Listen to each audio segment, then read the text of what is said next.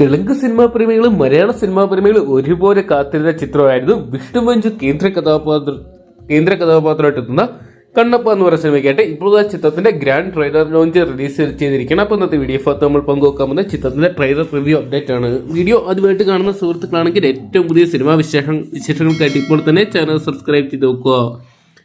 ലാലേട്ടനുള്ളത് കൊണ്ട് കേരളത്തിലടക്കം ചർച്ചയായിട്ട് മാറിയ ചിത്രമായത് കണ്ണപ്പ എന്ന് പറയുന്ന സിനിമ. വമ്പൻ താരനിരയിലായത് കണ്ണപ്പൻ ഒരുങ്ങുന്നത്. അതുകൊണ്ട് തന്നെ സിനിമാ പ്രേമികൾ വളരെ പ്രതീക്ഷയോടെ ഉറ്റുനോക്കുന്നതായിരുന്നു ഈ സിനിമയ്ക്കായിട്ട്. വിഷ്ണു മഞ്ജു കേന്ദ്ര കഥാപാത്രമായിട്ടെത്തുന്ന ചിത്രത്തിൽ അക്ഷയ് കുമാറും പ്രഭാസും ചിത്രത്തിൽ മറ്റ് കേന്ദ്ര കഥാപാത്രങ്ങളായിട്ട് എത്തുന്നുണ്ടായിരുന്നു. ഇപ്പോൾ ആ ചിത്രത്തിൽ ട്രെയിലറിന് മികച്ച അഭിപ്രായങ്ങൾ തന്നെയാണ് വന്നുകൊണ്ടിരിക്കുന്നത്. നേരത്തെ ചിത്രത്തിന്റെ ഹാർഡ് ഡിസ്ക് മിസ്സായി സംബന്ധിച്ചുള്ള വാർത്തകളൊക്കെ ഒരുപാട് ട്രോളിന് വഴിയൊരുക്കിയിട്ടുണ്ടെങ്കിൽ ഇപ്പോൾ വീണ്ടും ചിത്രം ചർച്ചയായിട്ട് മാറുകയാണ്.